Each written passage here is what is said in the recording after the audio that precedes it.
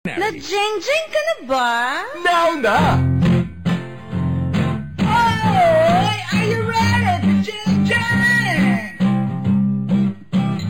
Kantaan na! Present! Tondo, Manila! Ay! At syempre ang Barangay Panson. Machuchup. What? Ano? Ha? Ano ka mo? Mama Chuchup. Si Ano? Bossing, Mama si Bossing. May mama chuchup. Ano yun? Kay Bossing. Ah, kibos. Oh. Kiss, Mama Chuchup. Kaya naman, Chup-chup, Mama. Ay ba lang? Ay ba lang? Chup-chup, ma.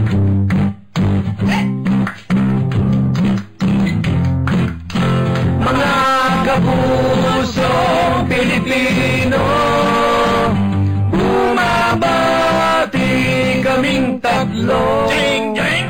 Ang tamaan magalit, ang mapikon ay papangit. Thou shall not be pikon. Mag-jeng-jeng ka na lang! We are here at your server. Aha. Ano? Service. At yun, ulitin mo para malinaw. We're here at your service. Hoy! Okay, sige. Chup-chup, nam-nam. Uy, tama. Ikaw talaga. Rabingitin ka talaga. Nari ka pala. Mali siya yun. Alam mali siya yun. In good faith nga yun. Eh, naman. Ganun Saka ba? hindi naman, Ano ba hindi yung naman halikan? public. Nagtago naman sa locker. Ganun lang yung halikan? Pag ginawa mo yung batok mo, intense na yung halikan na yun. Oh, romantic. Di ba? O sa amin sa Barangay Panson? Problema, wala na yung gym. Sarado na. Sarado na yung gym. Oo, minalas. Teka muna. Mina. Teka muna sa Nabulis- gym. Locker room pala yan Dito, ang gym. sabihin natin, sa Mojo Gym, para wala na yun eh. Wala Dito na sa yun. may Quezon City. Sarado na. Sa may... Sa Quezon City yun? Ano yung Mojo? Matagal na ba wala? Mother Ignacia ba yung karugtong? Sa area na yun. Malapit Sa may dun sa- Hawan. Ha? Ha? Hawan ba? Malapit dun sa network nung kwan. Hindi, malayo naman. Mga sidecar naman. Sidecar. Hindi pa kayo, kayong dalawa, hindi pa rin kayo makapag-move on, ano? Hindi pa. Ano kaming dalawa? Teka mo, nalinawin mo eh. Baka kala ng mga nakikinig kami ang dalawa. Never Yung mo kami- usapan. Anong move on saan? Yung usapan na yan. Ano? Sa sino pa yan eh? Move on na tayo. Alam mo Jim. ito, Sorry, oy. Jeng-jeng na ni Alam mo ito, Ano? ang inaalala ko lang, baka i-blind item din kami. Igan, Nahuli mag-move on. nagkahalikan sa radio booth naman. May maniwala kaya? No? Wala. Tama Mahirap. kayo ng kidlat. Be, wala be. Be? Be, wala. Be ha? Walang iwanan. Be. Walang ibaran, be. Ayan. Sige. Nakamay sa Barangay Pansol ang pinag-uusapan si Jonathan Dapoles. Ayaw niya talaga dun sa Fort Santo Domingo. Si Janet, nakiusap. Ay, parehas. Copying ka na naman, ha? Doon na lang daw siya sa mga bishop. So, Sa kanila na lang ang custody. So, obispo gusto magpaka... CBCP agad na tumanggi. Agad-agad. Eh kasi naman, yung mga pare non binahay Oo nga. kay Monsignor, todo-todong bigay. Dahil ba sa donasyon at monthly stipend, yan tuloy nagka-sense of entitlement. Kataan na muna, magkaugnay kayo. Aba, back to back. Tuloy lang, Clayton. Tutuloy lang. Anong balita? May hiling itong si Jenny. Aba. Nakita mo? Ilipat daw siya sa CBCB. Nako. Feeling niya walang kakanti. Ligtas at komportable. Pero si Monsignor Villegas, Patay sok! tumanggi kay Napoles, umiwas. Sok! Bahala na ang korte. Pwede ba ang simbahan? Oh! Huwag yung isali! Hindi ka sali. Damay niyo pa yung mga obispo. Sus, Mariosep naman. Ako. Bagsak mo dyan! Si Abad masyado raw busy. Oo nga. Huwag abalahin, hindi mapakali. Busy-busy. Katwiran ng walang masabi. Oh. Sa paglustay sa DAP, booking na kasi. Hindi pa raw niya nababasa yung desisyon, ha? Hindi naman kailangan basahin. Ang Kasi Constitution. busy siya. Bilyong-bilyong piso. Oh. Binulsa lang ng mga kaalyado. kung hindi ito totoo. Eh bakit? Mga proyekto biglang naglaho!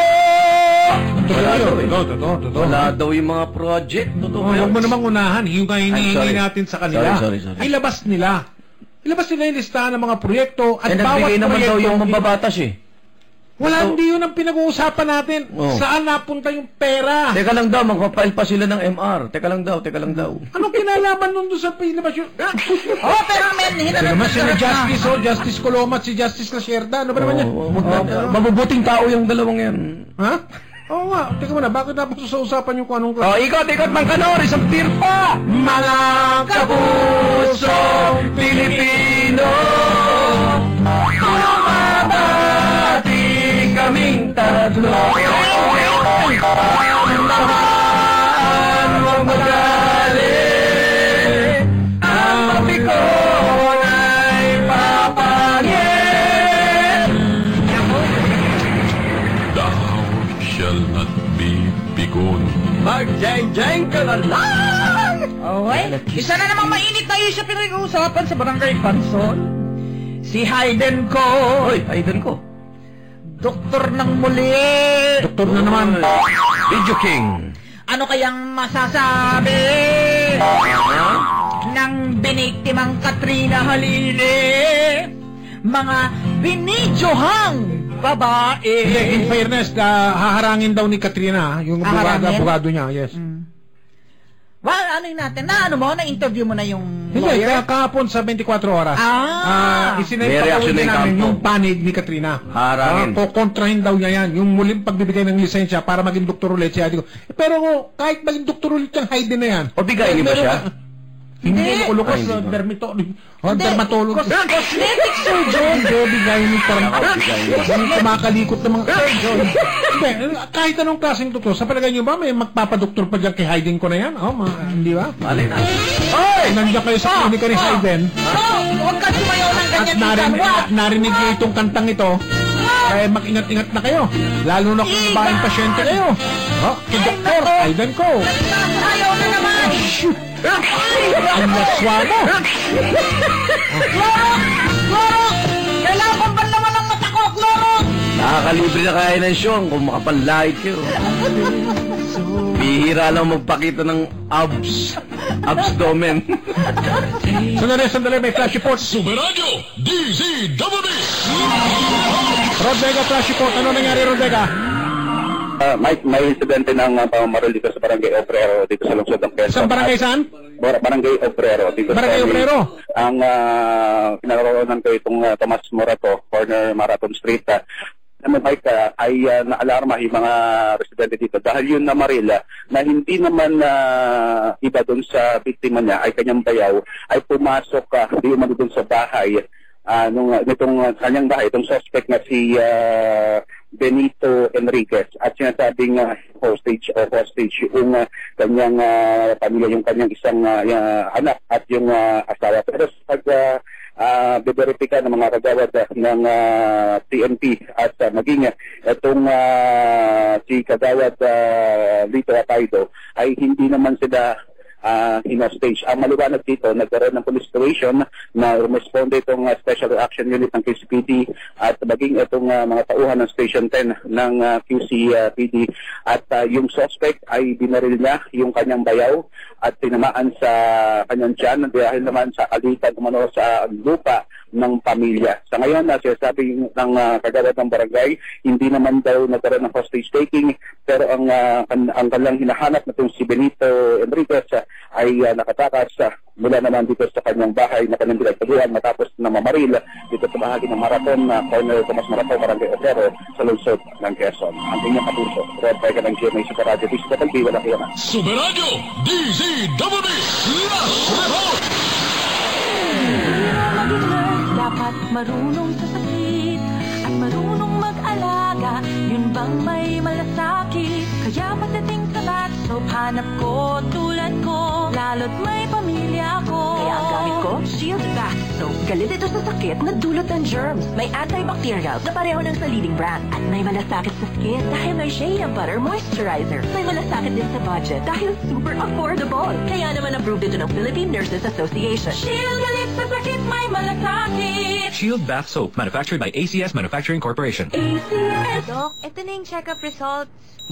Okay ah. Yes! Magkakatrabaho na ako sa Dubai! Teka, sandali. Bakit, Doc? Mrs., bibigyan ko lang siya ng reseta para sa hypertension. Generics name ang una sa reseta ng doktor. Yan, The Generics Pharmacy. Nandito yung reseta ni Doktor. Basta Generics, The Generics Pharmacy. Ang resetang sigurado, may generics. Tandaan, para sa ligtas at mabisang gamot, basta Generics, The Generics Pharmacy. Ang resetang sigurado, may generics. Magre-reseta ba si Doc ng masama sa iyo? Basta generics at gamot pang maintenance, TGP, The Generics Pharmacy. Nandito ang reseta ng doktor. Now with over 1,600 branches nationwide to serve you. Na-jeng-jeng ka na ba? Now na! Hayden ko, doktor ng muli! Patay tayo dyan. Ano kayang masasabi? Doktor na daw muna si Aiden ko. Nang biniktimang si Katrina Halili. Ayaw nga pala. Harangin daw ni Katrina. At yung mga iba pa na binidyohang babae. Okay na, ayon sa PRC. Sapat na ba ang pagsisisi? Bakit kailangan daw parusahan pa para sa tinawag nilang reckless faux pas? Faux pas? Faux pas lang ba yun? Faux pas? Ano yan? Papa, pagkakamali. Misstep. Parang false step. Oo nga, no? Ako naman. Dahil mamaya tatangkain natin sa double A sa double B na makausap either yung lawyer ni Katrina o si sige. Katrina mismo. Background. Ayan. Hindi yan. Yan, Tony yung Orlando. parang meron kang ano ha? Siyempre. Special na jeng-jeng. May sariling computer to rin. Sa ano ko? Of course. Up. Ay! Stop! Ayan, bagsak. Ano yun? Bakit? Si Tony Orlando! Aba, O yung kumanta nito. jeng-jeng. Yan. Kanta pa lang yan. Tony Orlando and John. Tinanong ko nga sa kanya. mamaya. Ano ba talaga yun? Oak tree. Yung pala, old oak tree. Old oak tree. Anong oak oak Ang tree? tagal kong kinakanta eh. Oak tree ako ng oak tree. Bagsak! Si Tony Orlando na... Ay, hindi. Ulit. Bagsak ulit. Ayan. Si Tony Orlando nasa unang hirit. Oo nga, ang ganda ng picture niyo. Kay saya-saya ng bumirit. Awit niyang O Taya Yellow Ribbon. Oh. Team song ng 1986 EDSA Revolution. Aba? Huwag nang intrigahin. Narito siya para tayo'y pasiyahin. Yun nga. At hindi para buhayin ang mga dilaw na nangungulimlim. Buhay na naman yung dilaw eh. Laban, tayo. Ayan, pinag-uusapan natin yung dilaw na ano? Nangungulimlim. Itong sa inyo. Kung hindi nilustay, Ano? Alin? bakit ang pagpapaliwanag ay utay-utay? Bakit? Yung mga opisyal walang kibo, Oh. parang mga bangkay. Dead ma. Ha? Oo nga. Kahit sila ang namigay, bilyong piso ang nawawala. Sinisisi na mga senador at kongresista, hindi pa rin magsosorry. Hindi pa rin magsosorry. Hinga ng malalim, punchline. Mga kapuso! Ano? Kulang ng letra. Ang ano ba yan? Hindi pa rin magsosorry. Punchline. Line. Hinga ng Tutuloy malalim. ko ba to? Baka... Tingnan natin. Hinga ng malalim. Kaya mo Mga yan. kapuso, right mate po tayo, ho? Pag gamot na hindi pa rin magsosorry. Kahit napakalaki na ng pagkakamali. Mga kapusong Pilipino, bumabati kami sa inyo.